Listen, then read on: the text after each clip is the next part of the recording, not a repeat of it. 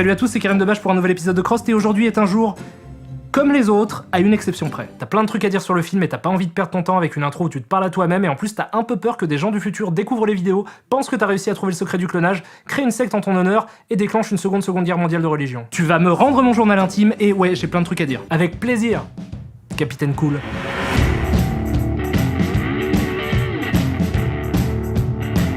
Alors, Final Fantasy Les Créatures de l'Esprit est un film de science-fiction sorti le 13 juillet 2001 aux États-Unis. Le film est connu pour être la première tentative de long métrage intégralement réalisé en images de synthèse photoréaliste et est sorti 6 ans après Toy Story, qui est le premier long métrage en images de synthèse tout court. Le film est réalisé par Hironobu Sakaguchi. Je m'appelle Hironobu Sakaguchi.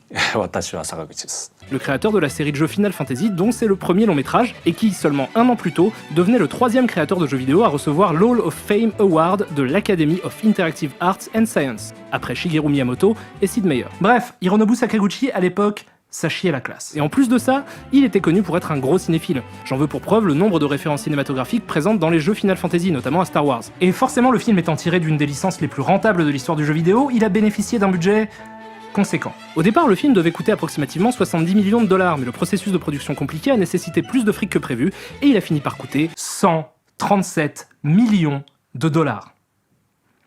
Ça fait beaucoup. C'est pas non plus un des plus gros budgets de l'histoire, c'est loin de Pirates des Caraïbes 3 par exemple, qui est le film le plus cher du monde et qui a coûté 300 millions de dollars, mais pour un premier film, c'est gigantesque. Et comme on est en train de parler de chiffres absolument démesurés, je vais essayer de remettre ça en perspective pour que vous puissiez comprendre ce que ça représente. Déjà, c'était évidemment l'adaptation de jeu vidéo la plus chère au moment de sa sortie, et ça allait rester jusqu'en 2010 avec l'arrivée de Prince of Persia. À titre de comparaison, si on prend en compte l'inflation, Paranormal Activity, un des films les moins chers de l'histoire du cinéma, a coûté moins d'argent qu'une demi-seconde de Final Fantasy Les Créatures de l'Esprit. Ce qui veut dire que si vous clignez des yeux un peu trop pendant le film, vous risquez de rater suffisamment d'argent pour produire un petit long métrage indépendant. Ceci étant dit, il faut relativiser cette somme en se disant déjà qu'Astérix 3 a coûté presque autant, ce qui me terrifie, mais surtout que pour le coup, vu les ambitions dantesques de Sakaguchi, c'est pas si cher que ça. Et je vois vraiment pas comment ils auraient pu faire avec moins, vu la débauche de moyens nécessaires à la réalisation de ces ambitions. Je vous donne encore quelques infos pour la forme. Le film contient en tout 141 964 images. Chacune de ces images a pris 1h30 de calcul sur une render farm de 960 machines. Et ça, c'est juste pour les rendus. En tout, le film a demandé les efforts d'une équipe de 200 personnes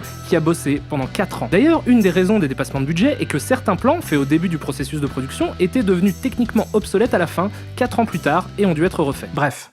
J'arrête les infos techniques. Donc le film se passe en 2065 sur une terre désolée et infestée d'envahisseurs extraterrestres appelés les fantômes qui ont le pouvoir de tuer les humains au moindre contact physique. Ce qui, quel que soit le contexte, est un avantage non négligeable. L'humanité s'est donc réfugiée dans des villes protégées par des gros boucliers le temps de trouver une solution pour rendre la planète vivable à nouveau et chasser les fantômes. Et quand il s'agit de chasser les fantômes, qui c'est qu'on appelle ? On appelle Aki Rose, qui a été élue 87e plus belle femme du monde par le magazine américain Maxim en 2001. Une scientifique qui, avec l'aide de son mentor, le Dr Sid, essaie de mettre la main sur 8 esprits éparpillés un peu partout dans le monde, qui, s'ils sont réunis, ont le pouvoir d'anéantir les méchants aliens. Les esprits en question peuvent être contenus dans toute forme de vie, ça peut être un humain, un animal quelconque, ou même, comme c'est le cas pour le premier esprit qui nous est présenté, une plante.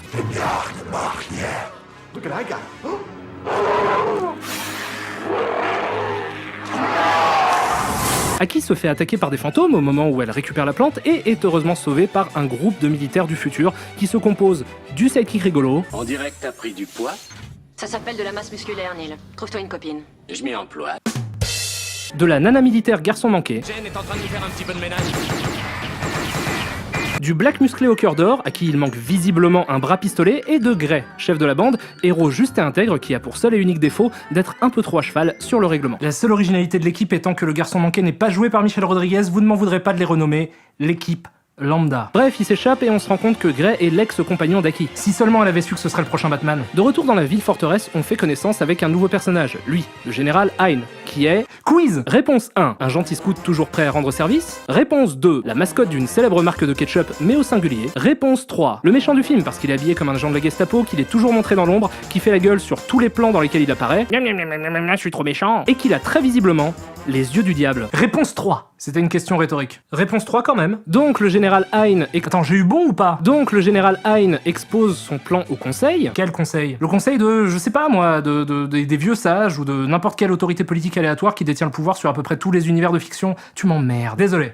J'arrête. C'était bien la réponse 3. Oui, tu peux continuer. Donc le général Hein expose son plan au conseil. Alors ceci c'est la Terre, ceci c'est fantôme sur la Terre, ceci c'est moi, mais j'ai le gros laser, je tire avec le gros laser sur la Terre, ça va être...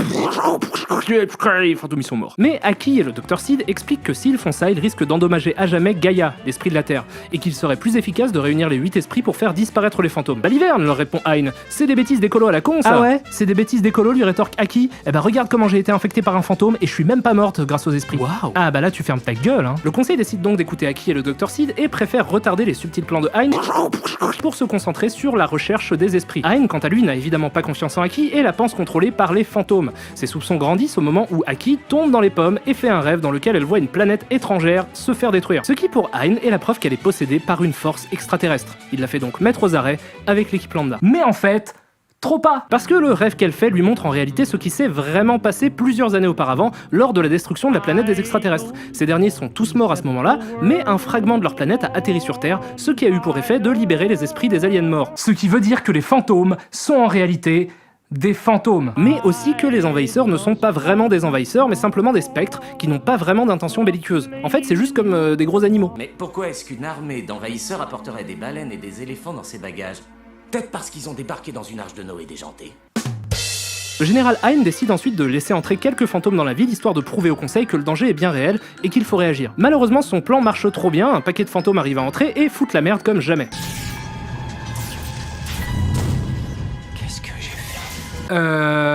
Tu as créé volontairement une brèche dans un système de défense qui va probablement mener des dizaines de milliers de survivants vers une mort certaine, tout ça pour pouvoir utiliser des armes d'une puissance incontrôlable sur ta propre planète, dans le but de flatter ton ego. Ce qui fait de toi un très bon politicien. Après ça, le film devient une course contre la montre dans laquelle Aki, Gray et Sid doivent retrouver le 8ème esprit et sauver le monde avant qu'Ain fasse tout péter avec le plus gros symbole phallique de l'histoire. Heureusement, Aki comprend qu'en fait, c'était elle le 5ème élément, le 8ème esprit. Elle essaie de retarder les plans diaboliques du général, mais lui ne veut rien entendre. Cela risque de nous coûter la planète entière. Continue à faire feu jusqu'à l'anéantissement de l'ennemi. Mais laisse-lui juste 5 minutes, si ça marche pas, après tu pourras tout faire péter. Est-ce que tu peux pas juste essayer d'écouter les gens, espèce de putain d'archétype insupportable de méchant générique de merde? Non. Alors Hein continue à bombarder la Terre pendant qu'Aki et Gray se démènent pour sauver le monde. Gray se sacrifie pour que son corps soit utilisé pour transmettre les esprits à Gaïa. Je sais pas trop pourquoi en fait, c'est juste une nouvelle règle qu'ils ont décidé d'ajouter 5 minutes avant la fin du film. Aki sauve le monde est sauvé, tout va bien, la vie est belle, les oiseaux volent, et Lara Fabian chante une chanson à la fin. Lara Fabian. Ok, je vais prendre un Doliprane et une douche. Attends. Quoi? Mais en vrai, j'aime bien ce film. En fait, le film a les défauts d'un blockbuster. La structure est extrêmement prévisible et surtout, tous les personnages sont des archétypes assez grossiers. Et certains sont même assez insupportables. Genre lui, le sidekick rigolo qui appartient à la grande tradition des comic relief, comme on en voit partout ailleurs, mais dont aucune des répliques ne fait mouche. Tu crois qu'on a une chance de s'en tirer vivant?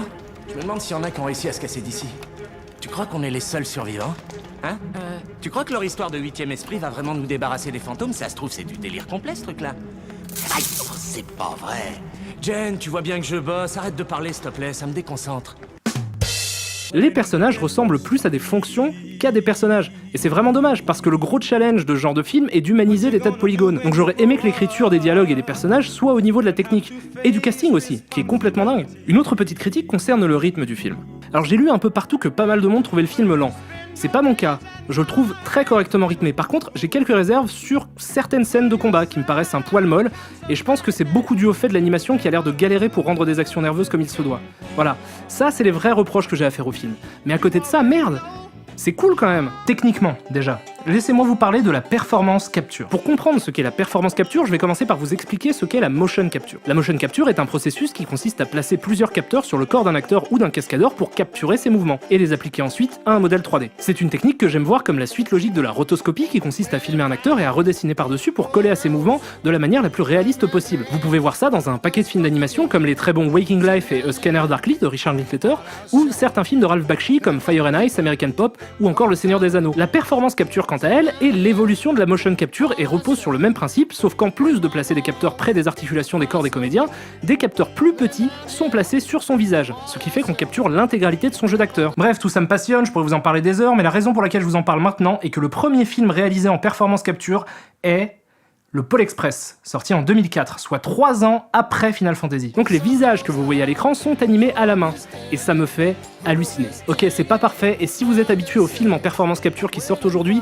ça peut vous donner l'impression d'être dans la vallée dérangeante. Où ça? Dans la vallée dérangeante. La vallée dérangeante, ou l'Uncanny Valley, est une théorie scientifique qui a été créée par Masahiro Mori, un roboticien japonais, qui concerne l'anthropomorphisme et qui dit que si un robot ressemble un peu trop à un humain, ses imperfections paraissent monstrueuses. Voici une courbe qui la représente. C'est la raison pour laquelle Toy Story raconte une histoire de jouets en plastique et ne donne que très peu de place aux personnages humains. Mais je pense que ce serait cracher à la gueule des gens qui ont fait ce film que de refuser de le remettre dans son contexte. Les créatures de l'esprit est techniquement très en avance sur son temps, et je défie quiconque de me dire l'inverse. Maintenant parlons de ce qui visiblement fâche beaucoup de gens, en tout cas sur internet j'ai l'impression que ça fâche beaucoup de gens, le rapport avec les jeux. Je sais que ce film a été une énorme déception pour pas mal de fans parce que...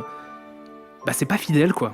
Il y a finalement très peu de points communs avec les jeux, mais en même temps il y a déjà très peu de points communs entre un jeu Final Fantasy et un autre jeu Final Fantasy.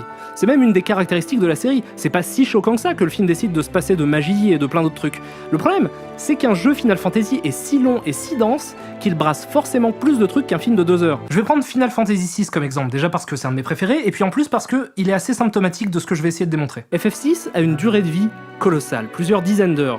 Donc oui, ils ont le temps de mettre des châteaux, des mechas, des esprits, des opéras, des prisons, des déserts, des forêts avec des fantômes et tout plein d'autres trucs. Mais en 2 heures, c'est quand même vachement plus compliqué de rendre tout ça cohérent. Et en plus de ça, FF6 est un jeu génial parce qu'il s'affranchit volontairement des règles de cohérence scénaristique qui donnent sa crédibilité à un film. Imaginez un film où un roi qui habite dans un château a pour frère jumeau un moine qui fait des arts martiaux et rencontre un ninja mercenaire qui arrive sur une musique de western spaghetti. On n'aurait même pas le temps d'entrer dans le film qu'on serait déjà en train de se poser des questions sur la santé mentale du réalisateur. Mais dans le jeu, ça marche même très bien, parce que c'est long, parce que c'est dense, parce que ça permet d'explorer plusieurs univers dans un seul jeu, et parce que ça amène tout un tas d'idées de gameplay, comme le fait d'avoir à entrer des demi-cercles avec la manette pour lancer un coup spécial avec le moine. Donc, le fait qu'il ait pris un chemin totalement différent avec le film et qu'il se soit cantonné à un univers de SF, non seulement ça témoigne d'une lucidité respectable, mais surtout, ça fait du film la seule adaptation à ne pas tomber dans un écueil qui m'horripile la plupart du temps, le fan service. Parce que, à part un personnage qui s'appelle Sid et quelques autres détails, il y en a juste pas du tout. Rien. Pas un clin d'œil complice au spectateur, pas un « regardez, je suis comme vous, j'aime le jeu ». Ah mais les gens ont dû adorer qu'on essaie pas de profiter de leur amour du jeu pour leur vendre de la soupe. Non.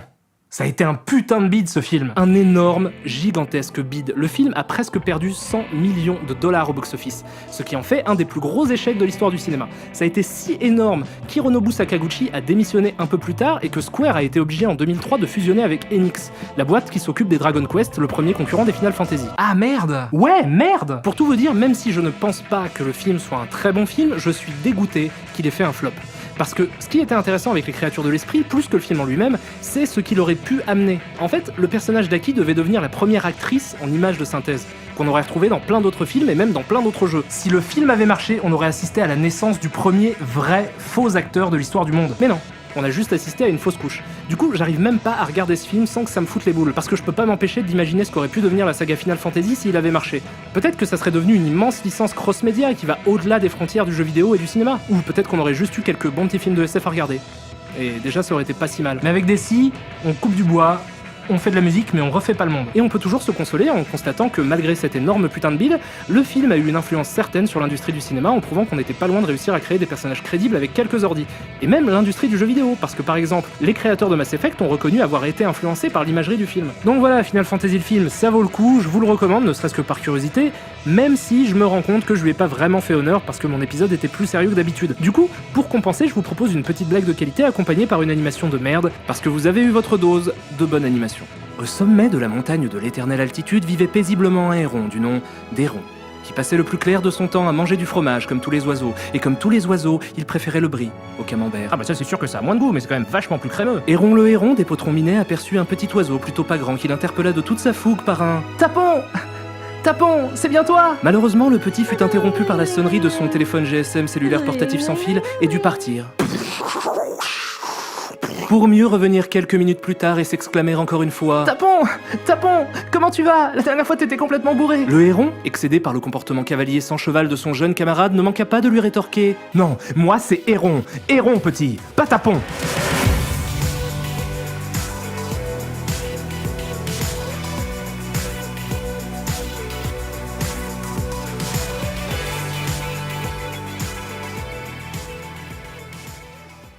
4 ans. D'ailleurs, une des raisons des dépassements de budget est que certains plans, faits au début du processus de production, étaient devenus techniquement obsolètes à la fin, 4 ans plus tard, et ont dû être refaits. Bref. J'arrête les infos techniques. Donc le film se passe en 2065 sur une terre désolée et infestée d'envahisseurs extraterrestres appelés les fantômes qui ont le pouvoir de tuer les humains au moindre contact physique. Ce qui, quel que soit le contexte, est un avantage non négligeable. L'humanité s'est donc réfugiée dans des villes protégées par des gros boucliers le temps de trouver une solution pour rendre la planète vivable à nouveau et chasser les fantômes. Et quand il s'agit de chasser les fantômes, qui c'est qu'on appelle ? On appelle Aki Ross qui a été élue 87e plus belle femme du monde par le magazine américain Maxim en 2001.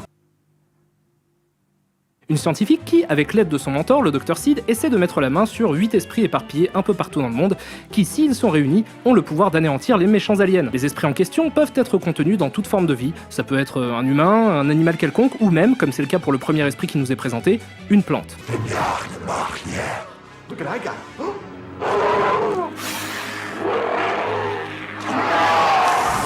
Aki se fait attaquer par des fantômes au moment où elle récupère la plante et est heureusement sauvée par un groupe de militaires du futur qui se compose du sidekick rigolo. On dirait que t'as pris du poids.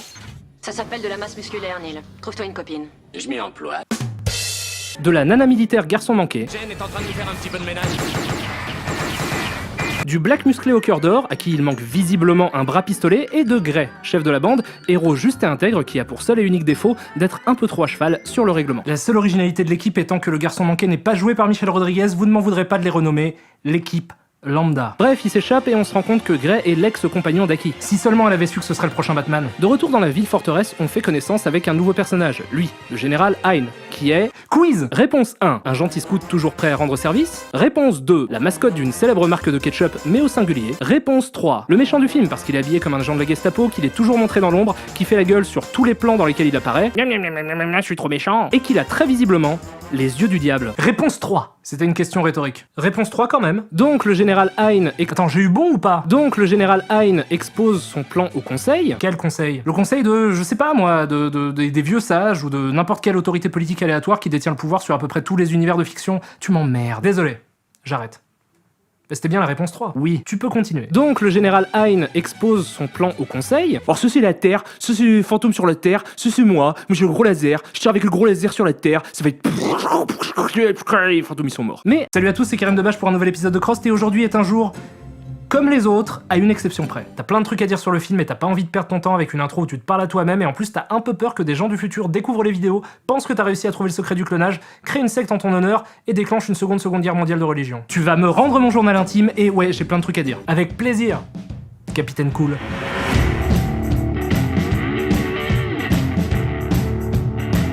Alors, Final Fantasy Les Créatures de l'Esprit est un film de science-fiction sorti le 13 juillet 2001 aux États-Unis. Le film est connu pour être la première tentative de long métrage intégralement réalisé en images de synthèse photoréaliste. Il est sorti 6 ans après Toy Story, qui est le premier long métrage en images de synthèse tout court. Le film est réalisé par Hironobu Sakaguchi. Je m'appelle Hironobu Sakaguchi. Watashi wa Sakaguchi desu. Le créateur de la série de jeux Final Fantasy, dont c'est le premier long métrage, et qui, seulement un an plus tôt, devenait le 3e créateur de jeux vidéo à recevoir l'Hall of Fame Award de l'Academy of Interactive Arts and Science, après Shigeru Miyamoto et Sid Meier. Bref, Hironobu Sakaguchi, à l'époque, ça chiait la classe. Et en plus de ça, il était connu pour être un gros cinéphile. J'en veux pour preuve le nombre de références cinématographiques présentes dans les jeux Final Fantasy, notamment à Star Wars. Et forcément, le film étant tiré d'une des licences les plus rentables de l'histoire du jeu vidéo, il a bénéficié d'un budget... conséquent. Au départ, le film devait coûter approximativement 70 millions de dollars, mais le processus de production compliqué a nécessité plus de fric que prévu, et il a fini par coûter 137 millions de dollars. Ça fait beaucoup. C'est pas non plus un des plus gros budgets de l'histoire, c'est loin de Pirates des Caraïbes 3 par exemple, qui est le film le plus cher du monde et qui a coûté 300 millions de dollars, mais pour un premier film, c'est gigantesque. Et comme on est en train de parler de chiffres absolument démesurés, je vais essayer de remettre ça en perspective pour que vous puissiez comprendre ce que ça représente. Déjà, c'était évidemment l'adaptation de jeu vidéo la plus chère au moment de sa sortie, et ça allait rester jusqu'en 2010 avec l'arrivée de Prince of Persia. À titre de comparaison, si on prend en compte l'inflation, Paranormal Activity, un des films les moins chers de l'histoire du cinéma, a coûté moins d'argent qu'une demi-seconde de Final Fantasy Les Créatures de l'Esprit. Ce qui veut dire que si vous clignez des yeux un peu trop pendant le film, vous risquez de rater suffisamment d'argent pour produire un petit long métrage indépendant. Ceci étant dit, il faut relativiser cette somme en se disant déjà qu'Astérix 3 a coûté presque autant, ce qui me terrifie, mais surtout que pour le coup, vu les ambitions dantesques de Sakaguchi, c'est pas si cher que ça. Et je vois vraiment pas comment ils auraient pu faire avec moins, vu la débauche de moyens nécessaires à la réalisation de ces ambitions. Je vous donne encore quelques infos pour la forme. Le film contient en tout 141 964 images. Chacune de ces images a pris 1h30 de calcul sur une render farm de 960 machines. Et ça, c'est juste pour les rendus. En tout, le film a demandé les efforts d'une équipe de 200 personnes qui a bossé pendant Aki et le Dr. Sid expliquent que s'ils font ça, ils risquent d'endommager à jamais Gaïa, l'esprit de la Terre, et qu'il serait plus efficace de réunir les 8 esprits pour faire disparaître les fantômes. Baliverne, leur répond Hein. C'est des bêtises d'écolo à la con, ça. Ah ouais, c'est des bêtises d'écolo, lui rétorque Aki. Eh bah regarde comment j'ai été infecté par un fantôme et je suis même pas morte grâce aux esprits. Waouh. Ah bah là tu fermes ta gueule, hein. Le conseil décide donc d'écouter Aki et le Dr. Sid et préfère retarder les subtils plans de Hein pour se concentrer sur la recherche des esprits. Hein, quant à lui, n'a évidemment pas confiance en Aki et la pense contrôlée par les fantômes. Ses soupçons grandissent au moment où Aki tombe dans les pommes et fait un rêve dans lequel elle voit une planète étrangère se faire détruire. Ce qui pour Hein est la preuve qu'elle est possédée par une force extraterrestre. Il la fait donc mettre aux arrêts avec l'équipe lambda. Mais en fait, trop pas. Parce que le rêve qu'elle fait lui montre en réalité ce qui s'est vraiment passé plusieurs années auparavant lors de la destruction de la planète des extraterrestres. Ces derniers sont tous morts à ce moment-là, mais un fragment de leur planète a atterri sur Terre, ce qui a eu pour effet de libérer les esprits des aliens morts. Ce qui veut dire que les fantômes sont en réalité des fantômes. Mais aussi que les envahisseurs ne sont pas vraiment des envahisseurs, mais simplement des spectres qui n'ont pas vraiment d'intention belliqueuse. En fait, c'est juste comme des gros animaux. Mais pourquoi est-ce qu'une armée d'envahisseurs apporterait des baleines et des éléphants dans ses bagages? Peut-être parce qu'ils ont débarqué dans une arche de Noé déjantée. Le général Hein décide ensuite de laisser entrer quelques fantômes dans la ville, histoire de prouver au conseil que le danger est bien réel et qu'il faut réagir. Malheureusement, son plan marche trop bien, un paquet de fantômes arrive à entrer et fout la merde comme jamais. Tu as créé volontairement une brèche dans un système de défense qui va probablement mener des dizaines de milliers de survivants vers une mort certaine, tout ça pour pouvoir utiliser des armes d'une puissance incontrôlable sur ta propre planète, dans le but de flatter ton ego. Ce qui fait de toi un très bon politicien. Après ça, le film devient une course contre la montre dans laquelle Aki, Gray et Sid doivent retrouver le 8e esprit et sauver le monde avant qu'Ain fasse tout péter avec le plus gros symbole phallique de l'histoire. Heureusement, Aki comprend qu'en fait, c'était elle le 5e élément, le 8e esprit. Elle essaie de retarder les plans diaboliques du général, mais lui ne veut rien entendre. Cela risque de nous coûter la planète entière. Continue à faire feu jusqu'à l'anéantissement de l'ennemi. Mais laisse-lui juste 5 minutes, si ça marche pas, après tu pourras tout faire péter. Est-ce que tu peux pas juste essayer d'écouter les gens, espèce de putain d'archétype insupportable de méchant générique de merde? Non. Alors Hein continue à bombarder la Terre pendant qu'Aki et Gray se démènent pour sauver le monde. Gray se sacrifie pour que son corps soit utilisé pour transmettre les esprits à Gaïa. Je sais pas trop pourquoi en fait, c'est juste une nouvelle règle qu'ils ont décidé d'ajouter 5 minutes avant la fin du film. Aki sauve le monde est sauvé, tout va bien, la vie est belle, les oiseaux volent, et Lara Fabian chante une chanson à la fin. Lara Fabian. Ok, je vais prendre un Doliprane et une douche. Ouais, attends. Quoi? Mais en vrai, j'aime que de refuser de le remettre dans son contexte. Les créatures de l'esprit est techniquement très en avance sur son temps. Et je défie quiconque de me dire l'inverse. Maintenant, parlons de ce qui visiblement fâche beaucoup de gens, en tout cas sur internet, j'ai l'impression que ça fâche beaucoup de gens, le rapport avec les jeux. Je sais que ce film a été une énorme déception pour pas mal de fans, parce que... bah c'est pas fidèle, quoi. Il y a finalement très peu de points communs avec les jeux. Mais en même temps, il y a déjà très peu de points communs entre un jeu Final Fantasy et un autre jeu Final Fantasy. C'est même une des caractéristiques de la série. C'est pas si choquant que ça que le film décide de se passer de magie et de plein d'autres trucs. Le problème, c'est qu'un jeu Final Fantasy est si long et si dense qu'il brasse forcément plus de trucs qu'un film de 2 heures. Je vais prendre Final Fantasy VI comme exemple, déjà parce que c'est un de mes préférés, et puis en plus parce que il est assez symptomatique de ce que je vais essayer de démontrer. FF6 a une durée de vie colossale, plusieurs dizaines d'heures. Donc oui, ils ont le temps de mettre des châteaux, des mechas, des esprits, des opéras, des prisons, des déserts, des forêts avec des fantômes et tout plein d'autres trucs. Mais en 2 heures, c'est quand même vachement plus compliqué de rendre tout ça cohérent. Et en plus de ça, FF6 est un jeu génial parce qu'il s'affranchit volontairement des règles de cohérence scénaristique qui donnent sa crédibilité à un film. Imaginez un film où un roi qui habite dans un château a pour frère jumeau un moine qui fait des arts martiaux et rencontre un ninja mercenaire qui arrive sur une musique de western spaghetti. On n'aurait même pas le temps d'entrer dans le film qu'on serait déjà en train de se poser des questions sur la santé mentale du réalisateur. Mais dans le jeu, ça marche même très bien, parce que c'est long, parce que c'est dense, parce que ça permet d'explorer plusieurs univers dans un seul jeu, et parce que ça amène tout un tas d'idées de gameplay, comme le fait d'avoir à entrer des demi-cercles avec la manette pour lancer un coup spécial avec le moine. Donc, le fait qu'il ait pris un chemin totalement différent avec le film et qu'il soit cantonné à un univers de SF, non seulement ça témoigne d'une lucidité respectable, mais surtout, ça fait du film la seule adaptation à ne pas tomber dans un écueil qui m'horripile la plupart du temps, le fan service. Parce que, à part un personnage qui s'appelle Sid et quelques autres détails, il y en a juste pas du tout. Rien. Pas un clin d'œil complice au spectateur, pas un « regardez, je suis comme vous, j'aime le jeu ». Ah mais les gens ont dû adorer qu'on essaye pas de profiter de leur amour du jeu pour leur vendre de la soupe. Non. Ça a été un putain de bide ce film. Un énorme, gigantesque bide. Le film a presque perdu 100 millions de dollars au box-office, ce qui en fait un des plus gros échecs de l'histoire du cinéma. Ça a été si énorme qu'Hironobu Sakaguchi a démissionné un peu plus tard et que Square a été obligé en 2003 de fusionner avec Enix, la boîte qui s'occupe des Dragon Quest, le premier concurrent des Final Fantasy. Ah merde! Ouais, merde! Pour tout vous dire, même si je ne pense pas que le film soit un très bon film, je suis dégoûté qu'il ait fait un flop. Parce que ce qui était intéressant avec les créatures de l'esprit, plus que le film en lui-même, c'est ce qu'il aurait pu amener. En fait, le personnage d'Aki devait devenir la première actrice en images de synthèse, qu'on aurait retrouvé dans plein d'autres films et même dans plein d'autres jeux. Si le film avait marché, on aurait assisté à la naissance du premier vrai faux acteur de l'histoire du monde. Mais non. J'aime bien ce film. En fait, le film a les défauts d'un blockbuster, la structure est extrêmement prévisible, et surtout, tous les personnages sont des archétypes assez grossiers, et certains sont même assez insupportables. Genre lui, le sidekick rigolo qui appartient à la grande tradition des comic relief, comme on en voit partout ailleurs, mais dont aucune des répliques ne fait mouche. Tu crois qu'on a une chance de s'en tirer vivant? Je me demande s'il y en a qui ont réussi à se casser d'ici. Tu crois qu'on est les seuls survivants? Hein? Tu crois que leur histoire de 8ème esprit va vraiment nous débarrasser des fantômes? Ça se trouve, c'est du délire complet, ce truc-là. Aïe, c'est pas vrai. Jen, tu vois bien que je bosse, arrête de parler s'il te plaît, ça me déconcentre. Les personnages ressemblent plus à des fonctions qu'à des personnages. Et c'est vraiment dommage, parce que le gros challenge de ce genre de film est d'humaniser les tas de polygones. Donc j'aurais aimé que l'écriture des dialogues et des personnages soit au niveau de la technique. Et du casting aussi, qui est complètement dingue. Une autre petite critique concerne le rythme du film. Alors j'ai lu un peu partout que pas mal de monde trouvait le film lent. C'est pas mon cas, je le trouve très correctement rythmé. Par contre, j'ai quelques réserves sur certaines scènes de combat qui me paraissent un poil molles, et je pense que c'est beaucoup dû au fait de l'animation qui a l'air de galérer pour rendre des actions nerveuses comme il se doit. Voilà, ça c'est les vrais reproches que j'ai à faire au film. Mais à côté de ça, merde! C'est cool quand même, techniquement déjà. Laissez-moi vous parler de la performance capture. Pour comprendre ce qu'est la performance capture, je vais commencer par vous expliquer ce qu'est la motion capture. La motion capture est un processus qui consiste à placer plusieurs capteurs sur le corps d'un acteur ou d'un cascadeur pour capturer ses mouvements, et les appliquer ensuite à un modèle 3D. C'est une technique que j'aime voir comme la suite logique de la rotoscopie qui consiste à filmer un acteur et à redessiner par-dessus pour coller à ses mouvements de la manière la plus réaliste possible. Vous pouvez voir ça dans un paquet de films d'animation comme les très bons Waking Life et A Scanner Darkly de Richard Linklater, ou certains films de Ralph Bakshi comme Fire and Ice, American Pop, ou encore Le Seigneur des Anneaux. La performance capture, quant à elle, est l'évolution de la motion capture et repose sur le même principe, sauf qu'en plus de placer des capteurs près des articulations des corps des comédiens, des capteurs plus petits sont placés sur son visage, ce qui fait qu'on capture l'intégralité de son jeu d'acteur. Bref, tout ça me passionne, je pourrais vous en parler des heures, mais la raison pour laquelle je vous en parle maintenant est que le premier film réalisé en performance capture est le Pôle Express, sorti en 2004, soit 3 ans après Final Fantasy. Donc les visages que vous voyez à l'écran sont animés à la main, et ça me fait halluciner. Ok, c'est pas parfait, et si vous êtes habitué aux films en performance capture qui sortent aujourd'hui, ça peut vous donner l'impression d'être dans la vallée dérangeante. Où ça? Dans la vallée dérangeante. La vallée dérangeante, ou l'Uncanny Valley, est une théorie scientifique qui a été créée par Masahiro Mori, un roboticien japonais, qui concerne l'anthropomorphisme et qui dit que si un robot ressemble un peu trop à un humain, ses imperfections paraissent monstrueuses. Voici une courbe qui la représente. C'est la raison pour laquelle Toy Story raconte une histoire de jouets en plastique et ne donne que très peu de place aux personnages humains. Mais je pense que ce serait cracher à la gueule des gens qui ont fait ce